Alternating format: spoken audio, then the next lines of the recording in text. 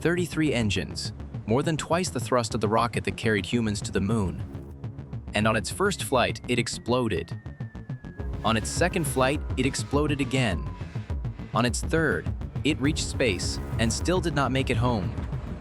Those 3 sentences alone should tell you everything about what kind of machine Starship is. Not a finished product, not a triumph handed to the world on a silver tray. A war, a relentless, grinding, fiery, expensive, borderline, insane war between human ambition and the laws of physics. And somehow, against everything that made rational people shake their heads, SpaceX won that war. Round by round, explosion by explosion, lesson by lesson. Welcome back to the channel. Today we are going inside the story of Starship, the largest, tallest, and most powerful rocket ever assembled by human hands. A machine that cost more than $15 billion to develop. A machine that had to be built, destroyed, and rebuilt. Not once, not twice, but across an entire decade of iteration, failure, and radical reinvention. This is not just a story about a rocket. This is a story about what happens when a private company decides to do something that governments told the world could not be done, and then does it anyway. In the middle of a Texas beach town, using a material more commonly found in your kitchen. This is not just a rocket. It is the most ambitious engineering program in the history of commercial spaceflight. A fully reusable 2-stage launch vehicle standing between 121 and 124 meters tall, taller than any rocket that has ever flown. A machine weighing 5,000 metric tons when fully loaded. A system designed to one day carry up to 100 people at a time to the moon, to Mars, and beyond. But the numbers alone cannot prepare you for what Starship actually represents, because when you stand at the base of this vehicle and look up, you are not looking at a piece of technology. You are looking at the physical embodiment of a decision made by one company to rewrite the rules of what rockets are allowed to be. Old rules said rockets are expendable. You use them once, you throw them away.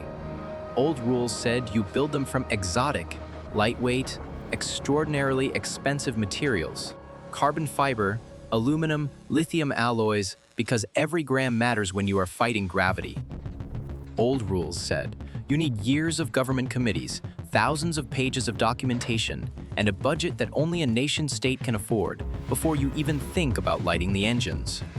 SpaceX looked at every single one of those rules and decided methodically and deliberately to break them all. Imagine the problem they had to solve. You want to build a rocket so large that its booster alone stands 71 meters tall as a 20-story building. You want to put 33 engines on its base, each one more powerful than anything routinely used in commercial spaceflight today. You want the entire structure to be reusable, not just the booster, but the upper stage, the ship itself, because the only way to make space access cheap is to fly the same vehicle again and again. You want it to be caught, not landed on legs, not dropped into the ocean, caught midair by a tower like a baseball in a mechanical glove. So it can be turned around and launched again within hours or days rather than months. And you want to do all of this while the rest of the aerospace industry watches and whispers that it will never work. Now add the hostile conditions. The launch site sits on the southern tip of Texas, at the edge of Boca Chica Beach, right where the Rio Grande meets the Gulf of Mexico. The environment there is corrosive salt air from the ocean, punishing coastal humidity that attacks metal day and night, extreme heat in summer, violent storms that roll in off the Gulf with little warning, shallow sandy ground that requires extraordinary foundation engineering, and a surrounding ecosystem of protected wildlife habitat, including nesting grounds for endangered bird species that demands constant environmental oversight. The nearest town is just a few kilometers away. The road to the launch site crosses a public highway. Every time Starship flies, the roads must be closed, residents must be evacuated, and boaters must be cleared from the Gulf of Mexico downrange. This is not a remote desert proving ground. This is a rocket program operating on the edge of a beach, next to a beach town. In one of the most complicated regulatory environments in American aerospace history. And they decided to build the largest rocket in the world here. Before we go deeper, if you are watching this and you have not yet subscribed, Take 5 seconds right now and hit that button. We make these videos for people who want to understand not just what these machines are, but how they work, why the decisions were made, and what it actually took to bring them into existence. Every frame of this video exists because someone spent years, and in this case, over $15 billion solving problems that had never been solved before. The least we can do is pay attention. Subscribe, turn on notifications, and stay with us until the end of this video. Because what SpaceX did in October 2024 is something that had genuinely never happened in the entire history of rocketry. Not once, not ever. And when you understand how hard it was to get there, that moment hits completely differently. At first, there was only sand. Flat, windswept coastal sand at the southern tip of Texas, just north of the Mexican border. No launch towers, no factories, no test stands, no orbital infrastructure of any kind. Just the estuary, the salt grass, the birds, and the wind off the Gulf. The town of Boca Chica village sat nearby. A handful of homes, a 2-lane road, and a stretch of state park beach that most people had never heard of. In the early stages, SpaceX acquired land piece by piece. They negotiated with homeowners. They worked through environmental assessments. They began building not with a grand ceremony or a government ribbon cutting, but with the quiet, relentless momentum of a company that does not wait for permission to start. What grew from that sand became one of the most extraordinary industrial complexes ever built by a private company, a fully integrated rocket manufacturing and launch facility known as Starbase, a place where stainless steel rings are welded together into rocket sections the size of grain, silos. A place where engines are installed, tested, removed, and reinstalled in rapid cycles. A place where the philosophy is not design it perfectly before you build it, but build it, test it, learn from it, and build the next one better. That philosophy, iterative development, rapid prototyping, acceptance of failure as data, is the beating heart of everything Starship is, and it is the reason the story of Starship is. At its core, a story about controlled destruction in the service of progress. Now understand the engineering problem that SpaceX was actually trying to solve, because if you don't understand the problem, you cannot appreciate the solution. Every rocket in history that was large enough to carry humans to orbit was at its core a one-way trip for the vehicle. The Saturn V, the rocket that took Apollo astronauts to the moon, was one of the greatest engineering achievements of the 20th century. It stood approximately 110 meters tall. Its 5 F-1 engines produced around 7.5 million pounds of thrust at liftoff. It carried humans beyond Earth orbit and placed them on the surface of another world. And then it was gone. Each Saturn V cost an extraordinary amount to build, flew once, and was discarded into the ocean or left to drift in space. The shuttle tried to change this, with a partially reusable orbiter that could fly again after extensive refurbishment. But the external tank was expendable every flight. The solid rocket boosters required months of recovery and rebuild work, and the overall cost per F-flight remained staggeringly high. The fundamental economics of spaceflight had not changed. Every time you fly a rocket, you are burning a factory to the ground. If you wanted to go to Mars, not once, not as a flag, planting exercise, but repeatedly, routinely, at scale. The old model was simply impossible. Getting to Mars with expendable rockets would cost so much money that no government could sustain it for long enough to actually establish anything permanent. It would be the equivalent of trying to build a city by flying in one plane a load of supplies and then burning the plane. If you tried to solve this with conventional rocket engineering, the approach that had worked for 60 years, you would run straight into a wall. If you made the vehicle reusable in the traditional sense, you added mass for landing systems, heat shielding, and recovery hardware, which reduced your payload capacity, which required a bigger rocket, which cost more money. If you tried to use the lightweight exotic materials that most modern launch vehicles rely on, carbon fiber composites.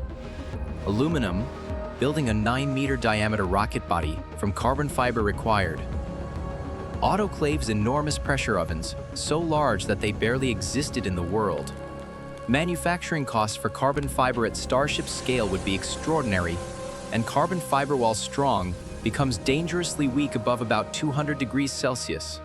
Re-entry from orbit generates temperatures well beyond that.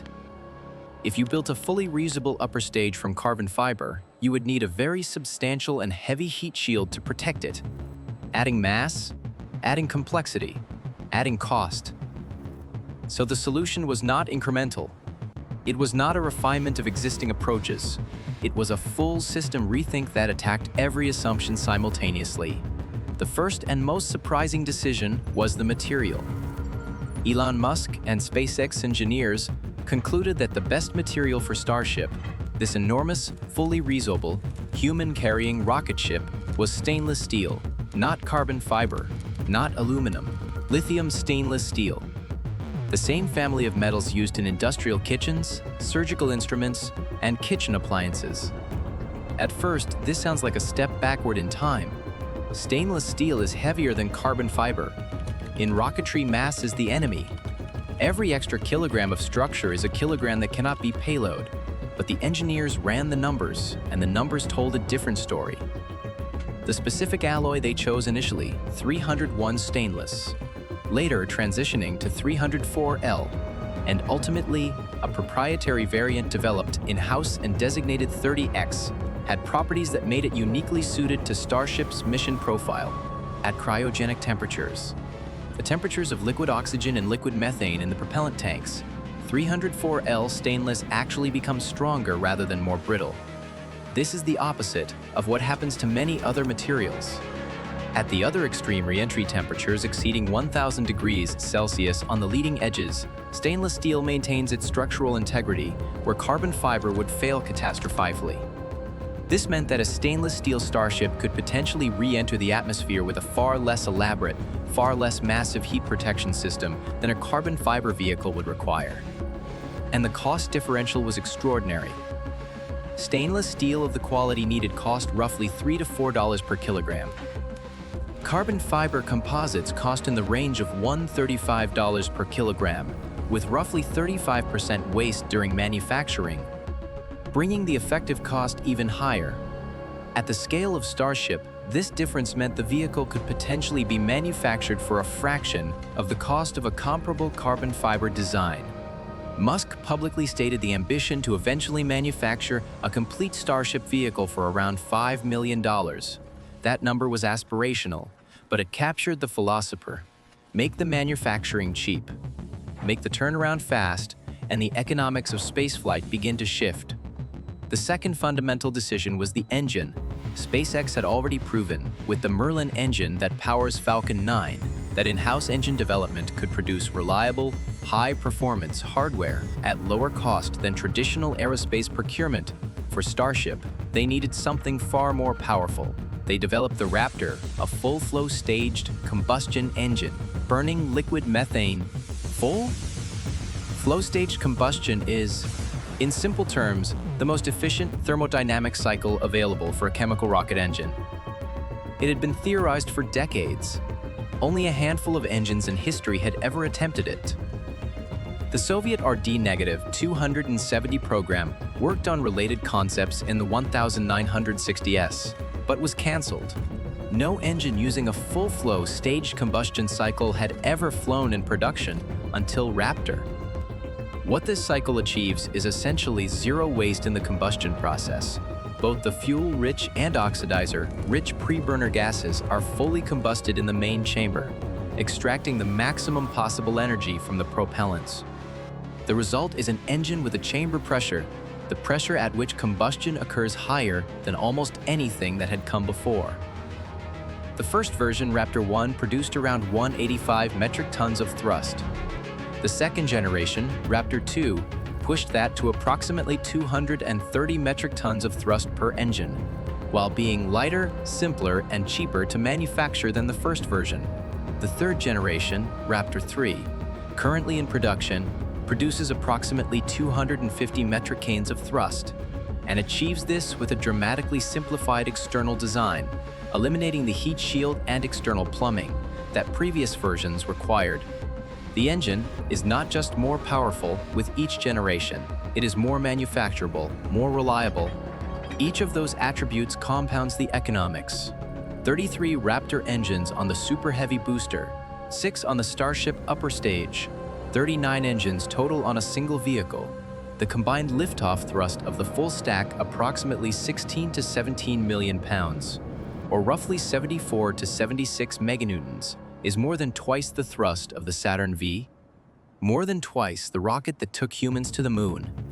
Starship is more than twice as powerful, and it is designed to fly again after every flight. The third fundamental decision was the catch. Every large rocket in history, everyone had either been expendable or had landed on legs. Falcon 9, SpaceX workhorse, lands on 4 deployable titanium legs, either on a drone ship at sea or a landing pad on land. It was a revolution when it first happened in 2015, but for Starship and Super Heavy, landing legs posed a significant problem. The Super Heavy booster is a structure approximately 70 meters tall and 9 meters in diameter.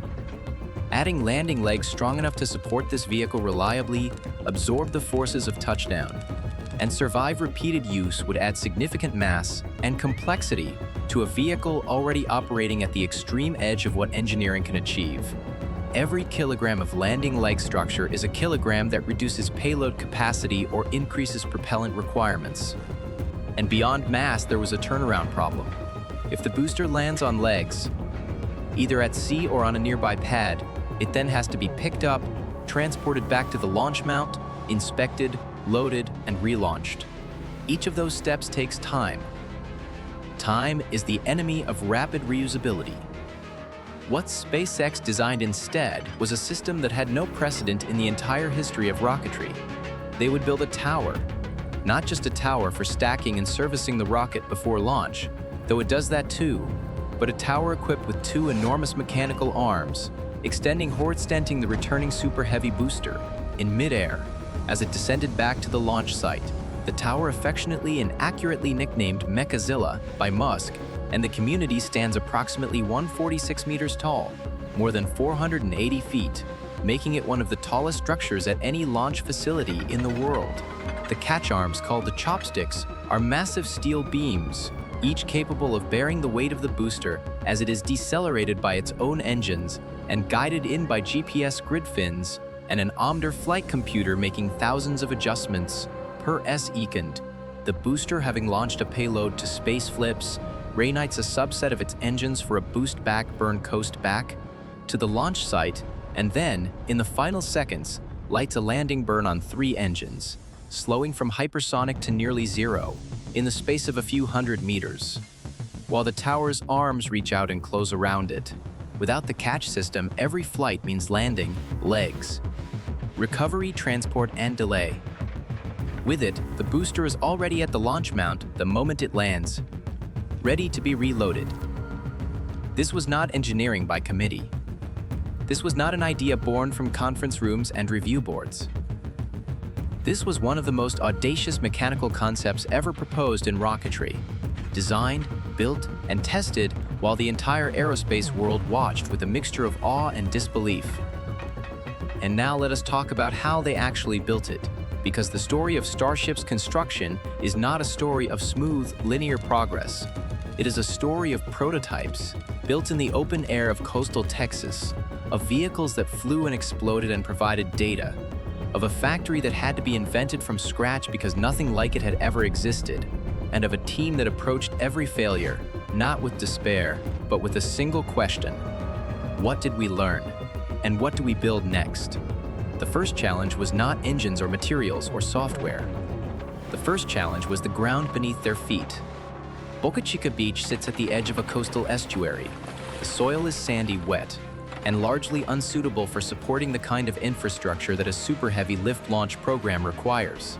A launch mount for Starship, the structure that holds the vehicle vertical, routes propellant and pressurant feeds, manages ignition and flame deflection, must support the static weight of a fully loaded 5,000-ton rocket, and then absorb the force of 33 Raptor engines igniting simultaneously.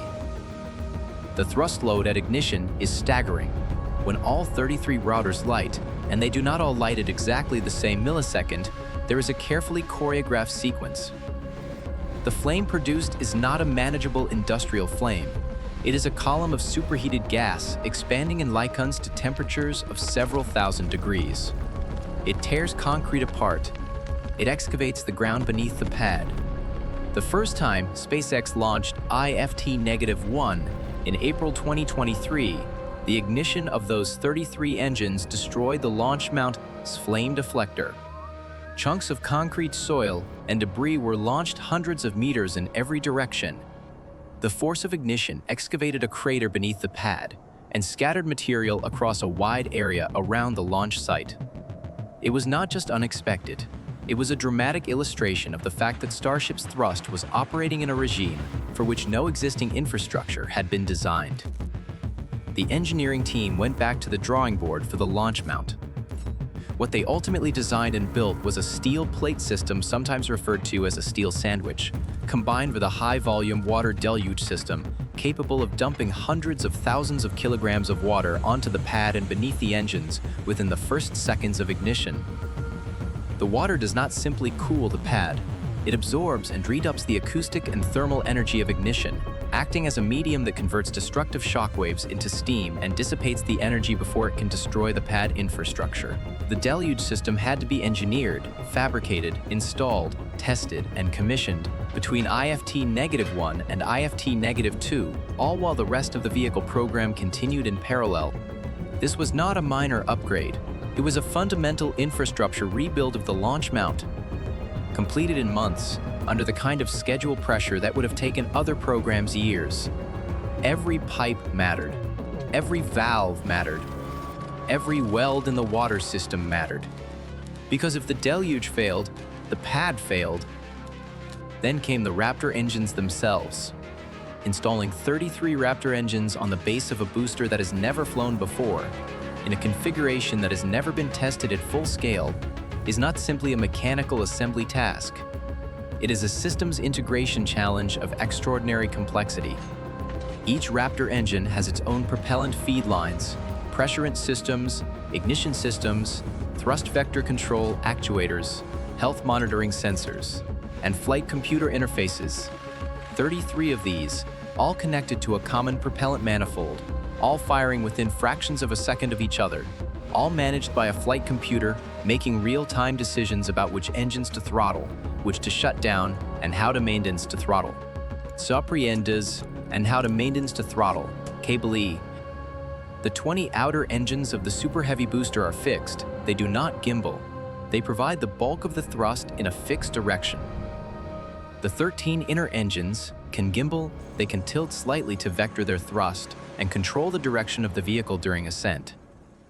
This arrangement means the flight computer must constantly balance thrust across all 33 engines, compensating for any engine that underperforms or shuts down, maintaining the correct trajectory, and managing the acoustic and vibration environment that 33 simultaneously firing engines create inside the body of the vehicle. The propellant itself adds another dimension of complexity. Starship uses liquid methane, sometimes called LNG, or methalox when combined with liquid oxygen, rather than the kerosene used in Falcon 9.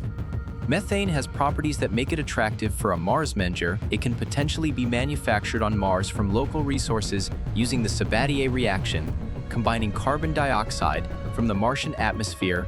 This is called in situ resource utilization. And it is fundamental to SpaceX's vision of a self-sustaining Mars colony.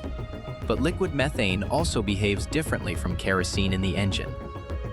Combustion chamber and the full-flow staged combustion cycle of Raptor operates at chamber pressures that place extreme demands on materials, seals, turbopumps, and injectors. Each Raptor must be assembled to tolerances measured in thousandths of a millimeter. Each weld in the turbopump must be inspected under conditions that reveal flaws invisible to the naked eye. Every bearing, every seal, every injector plate must be tested before the engine is certified for flight, and then tested again in the integrated vehicle before launch, the factory at Starbase. The production facility, SpaceX constructed, on-site at Boca Chica, processes assembles, and tests these engines in a rhythm that is unlike anything else in the rocket industry. Because Starship's development philosophy demands not just one flying vehicle, but a continuous production line. Build one, fly it, learn from it, build the next one.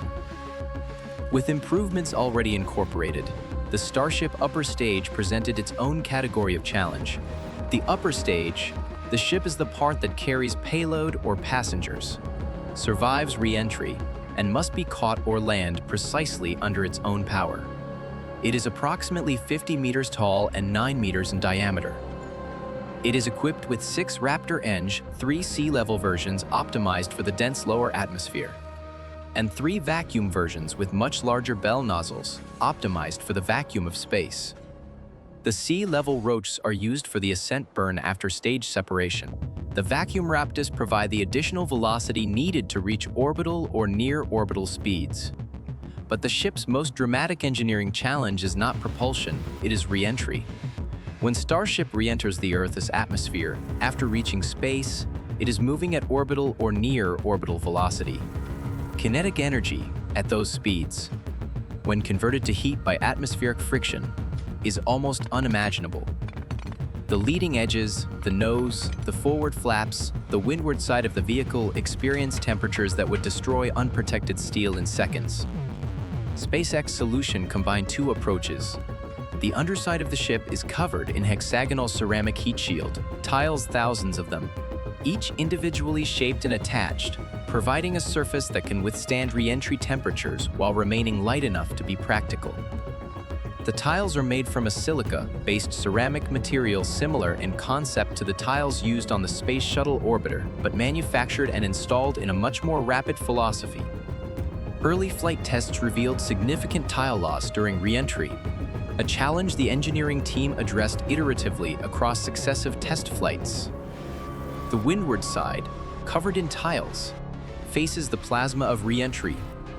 The leeward side, made of bare stainless steel, faces away from the heat, and here is where the choice of stainless steel reveals another of its advantages. The leeward side of the vehicle during re-entry reaches temperatures that would be challenging for aluminum or composites, but which stainless steel handles without structural compromise. The ship does not need a tile on every surface, only the surfaces that face the heat. This means a lighter overall heat protection system than would be required for other materials. The forward flaps and aft flaps, 4 large control surfaces on the ship, serve a function unlike anything on previous crewed spacecraft. During re-entry, the ship does not orient itself like a capsule blunt, end forward passively riding a heat shield into the atmosphere. It falls belly. First like a skydiver, using its body and flaps to generate aerodynamic drag and control its descent rate and attitude.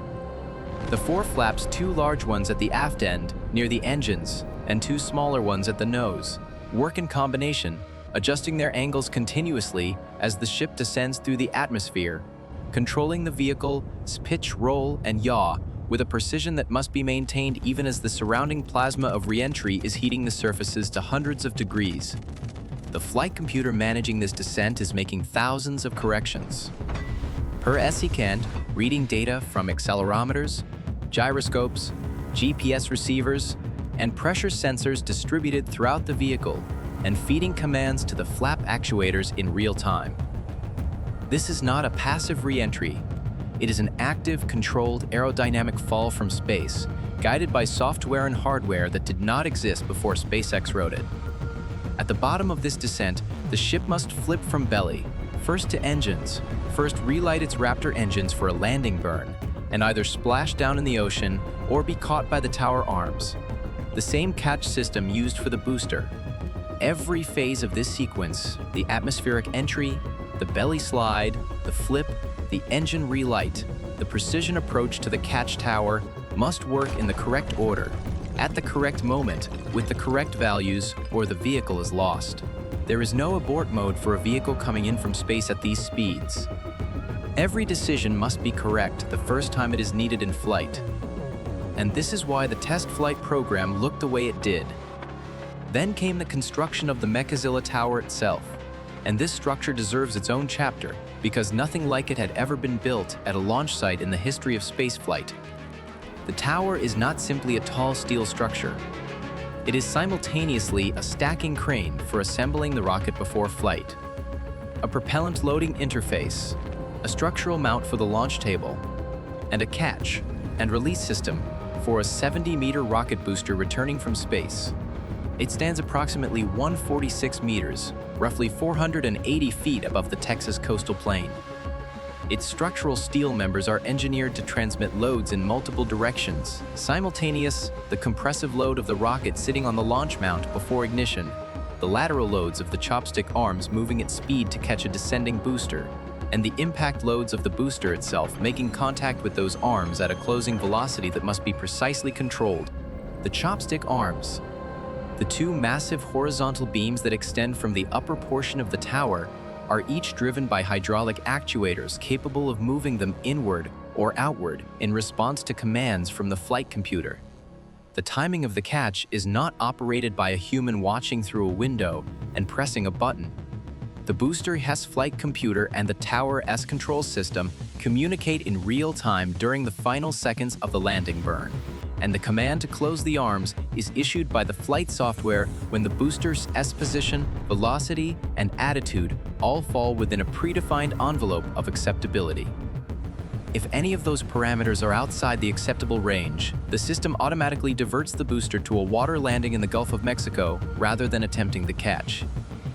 This means the successful catch is not just a mechanical achievement, it is a systems integration achievement, requiring tight coordination between the booster's propulsion system, its navigation and guidance hardware, its flight computer, the tower's hydraulic systems, and the ground control network, all operating correctly and simultaneously in the final 12 seconds of the booster's flight. Every sensor mattered. Every hydraulic line mattered. Every line of flight software mattered. Every calibration of the navigation system mattered. Because in those final seconds, there was no room for a single error. The propellant loading system for Starship is itself an engineering project of extraordinary scale.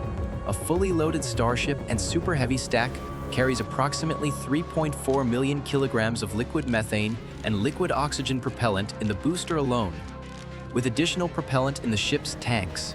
Loading this propellant requires cryogenic storage tanks of enormous capacity located adjacent to the launch site, insulated transfer lines running from the storage tanks to the launch mount, loading arms that can connect in the loading of multiple propellant types at cryogenic temperatures in precise quantities.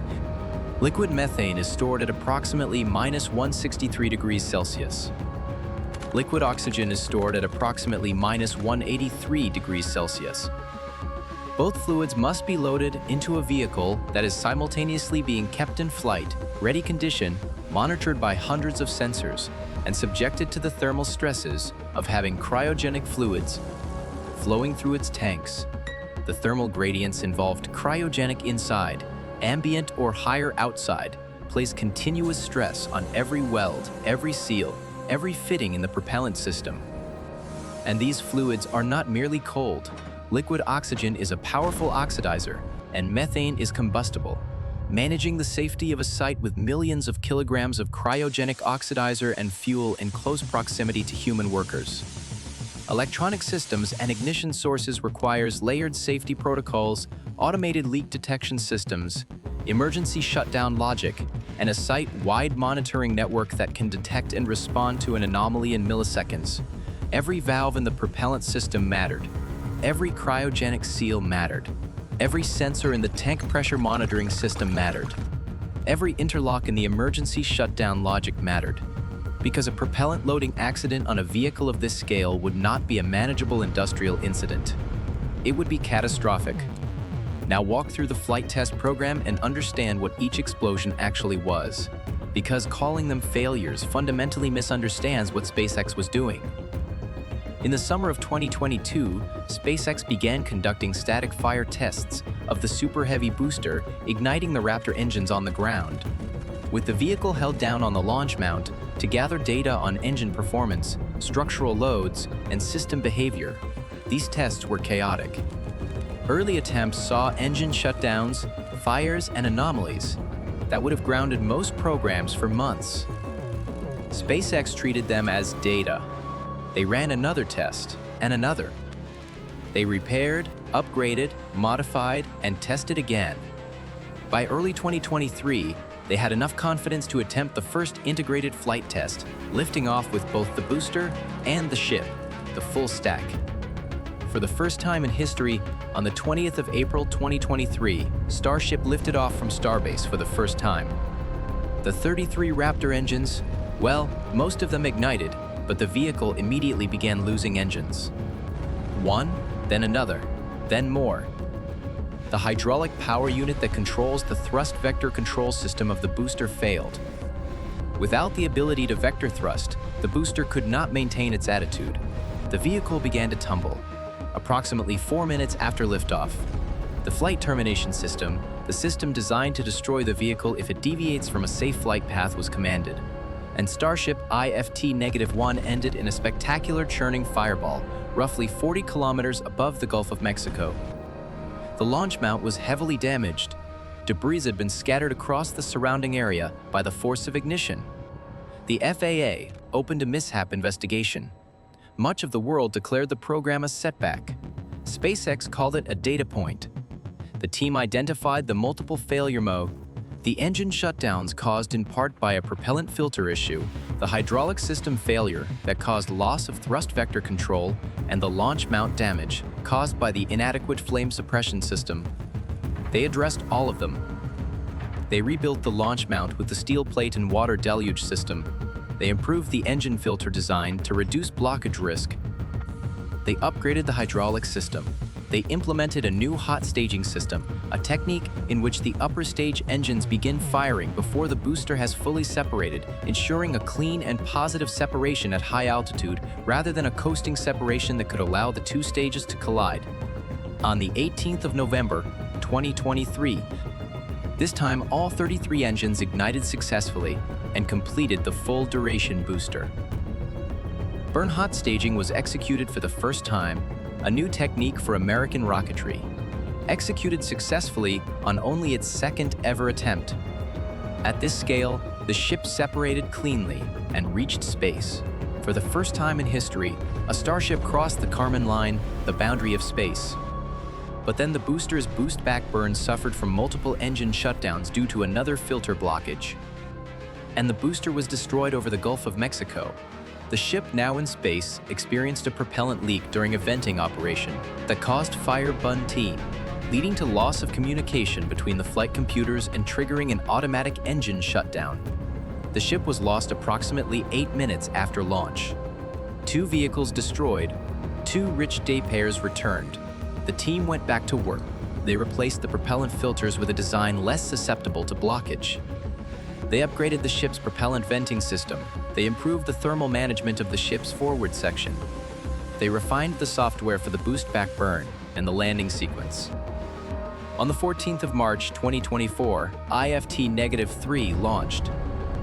This time, both vehicles completed their full duration burns. Hot staging worked again. The ship reached space and completed a payload bay door opening and closing test, demonstrating that the hinge door in the ship's nose, which will eventually deploy satellites or cargo, could be operated in space. The ship also completed a propellant transfer test between its header tank and main tank, a critical capability for the orbital refueling missions that will be needed for deep space flights to the Moon and Mars. But during re-entry, the booster lost control and could not successfully complete its landing burn, exploding over the Gulf, and the ship, during atmospheric re-entry, was destroyed at approximately 56 kilometers altitude. Both vehicles lost more data, more lessons. The team identified the issues with the booster's landing burn engine, relight procedure, and the ship's attitude control system during re-entry specifically. Blockages in the attitude control thrusters that caused the vehicle to lose the correct orientation before reaching peak heating. They added additional thruster valves for redundancy. They upgraded the thermal protection on the ship's aft section. They redesigned elements of the flap actuation system to handle the heat loads observed during IFT-3. On the 6th of June 2024, IFT-4 launched. And for the first time, both stages survived. The booster performed its boost back burn, returned to the Gulf of Mexico, and executed a controlled splashdown.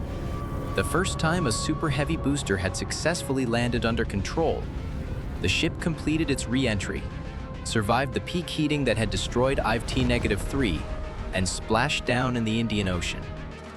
One of the ship's forward flaps sustained heavy damage from re-entry heating, revealing the limits of the heat shield tiles in that area, a data point that led directly to design changes in the tile attachment and flap geometry. But both vehicles were intact at the end of the flight. The program had turned a corner. Then came the 13th of October 2024, IFT-5, the day everything changed. Most people who watched IFT-5 see the moment the chopstick arms close around the booster and feel a surge of excitement. They see a spectacular piece of video that shows a rocket being caught by a tower and think that is impressive. They do not see the 10 years of software development behind the flight computer that guided the booster to within the acceptable position envelope for the catch. They do not see the hundreds of static fire tests, the dozens of engine level qualification tests, and the thousands of hours of simulation that went into the boost back burn and landing burn sequences. They do not see the material testing program that validated the stainless steel alloy at cryogenic temperatures and at re-entry temperatures, certifying it for use in a human-rated vehicle.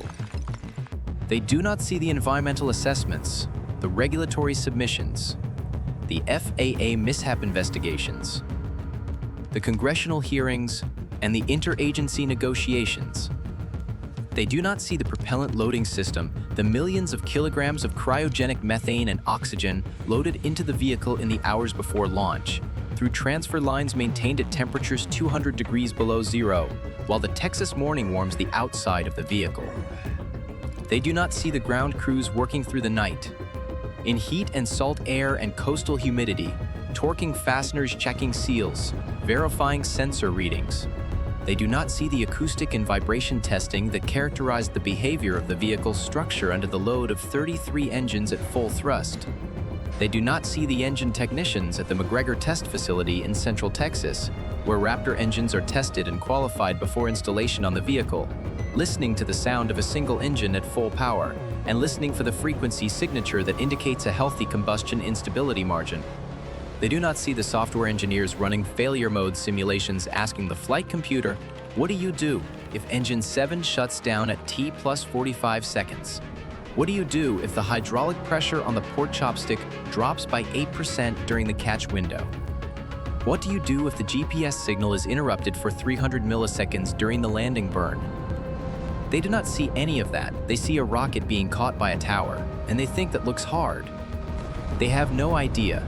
Every bolt in that tower was torqued to a specification. Every weld in the chopstick arms was inspected by ultrasonic testing. Every sensor in the booster's navigation system was calibrated against a known reference. Every line of flight software was reviewed, tested in simulation, and reviewed again. Every tile on the ship's heat shield was bonded with an adhesive tested at re-entry temperatures. Every propellant seal was leaked, checked at full operating pressure before flight. Every engine was hot, fire tested at full thrust before it was installed on the vehicle. Every one of these steps mattered independently, but what made IFT-5 work was not any single one of these steps. It was all of them, simultaneously functioning as intended in the correct sequence.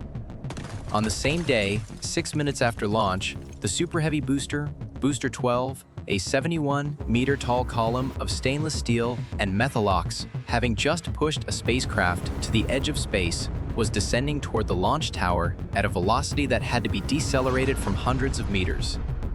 Its 3 center engines were lit for the landing burn. Its grid fins were adjusting their angles thousands of times.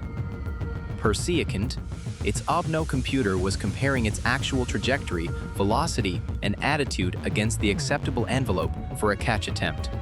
The numbers fell within the envelope. The command went out. The chopstick arms, the 2 massive steel beams extending from the upper portion of the Mechazilla tower, began to close. And they caught it. For the first time in the history of rocketry, a tower reached out and caught a returning rocket booster. Not on legs, not in the ocean, at the launch mount ready to fly again. the booster's engines shut down. Mechazilla held a 71-meter rocket in its arms, 146 meters above the Texas coastal plain, 6 minutes after that same rocket had been part of the largest, most powerful launch vehicle in human history. The moment lasted a few seconds in the video. It represented a decade of decisions. Understand what that moment actually unlocked. A rocket that does not need landing legs is lighter.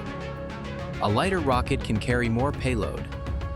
A rocket that is caught at the launch mount does not need to be transported back from a landing pad or recovered from the ocean. A rocket caught at the launch mount can potentially be turned around in hours rather than weeks. A rapid turnaround booster means more launches per year from the same vehicle. More launches means lower cost per F-light. Lower cost per F-light means more customers, more missions, more payload to orbit. And eventually, this is the stated purpose, the reason the $15 billion exists, a pathway to making human settlement on Mars economically conceivable. Without the catch. SpaceX has a remarkable rocket. With the catch, SpaceX has the beginnings of something that could genuinely transform what it means to send things into space. One catch does not make an operational system. Flight 5 was followed by Flight 6, which saw the booster catch aborted due to a parameter being outside the acceptable window, with the booster successfully splashing down in the Gulf instead. Flight 7. In January 2025, demonstrated the second successful booster catch. Each flight adding another layer of verified capability to a program that is, above all else, about learning. Building Block 1, the first generation of Starship vehicles, learning what it does. Building Block 2, which incorporates the lessons of Block 1. Flying it, learning again. Building Block 3 with Raptor 3 engines, a stretched propellant tank, and a redesigned heat shield, intended to be the version that finally demonstrates the orbital capability and refueling techniques needed for the Artemis missions to the Moon that NASA has contracted SpaceX to perform. The $2.9 billion NASA Human Landing System contract is not a bonus. It is a mandate.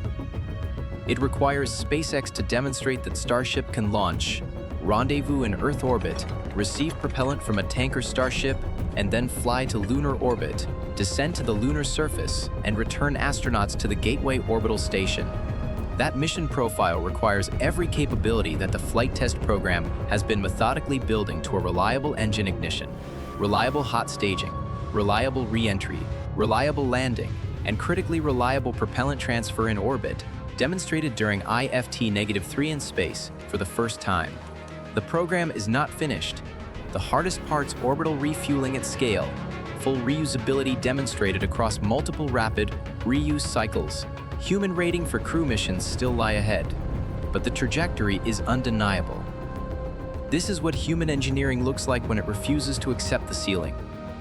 It does not look clean. It does not look linear. It does not look like the textbook version of a project proceeding from requirement to design, to build, to test, to fly in an orderly sequence. It looks like 33 engines firing on the Texas coast at 6 in the morning, with the sound rolling across the estuary and shaking the windows of every building within kilometers. It looks like a launch mount being destroyed and then rebuilt in months. It looks like a team of engineers staring at failure data at 2 in the morning and finding the specific filter geometry change that prevents the next explosion. It looks like a material decision that seems crazy, kitchen steel for a spaceship, turning out to be the key that unlocks rapid reusability. It looks like a catch tower that most people dismissed as science fiction standing at 146 meters on a Texas beach, arms extended, waiting for a rocket to come home. It looks like explosion after explosion after explosion, each one not a defeat, but a data point, each one not a setback, but a step. The world's largest rocket was not built in a single moment of inspiration. It was built in thousands of moments of quiet, grinding, expensive problem, solving by people who understood that the alternative to trying and failing is never knowing what was possible. Every failure mattered. Every lesson mattered. Every weld, every tile, every seal, every sensor, every line of code, every night shift, every test stand ignition at McGregor, every static fire on the Texas coast, every explosion over the Gulf of Mexico. Every single one of them mattered.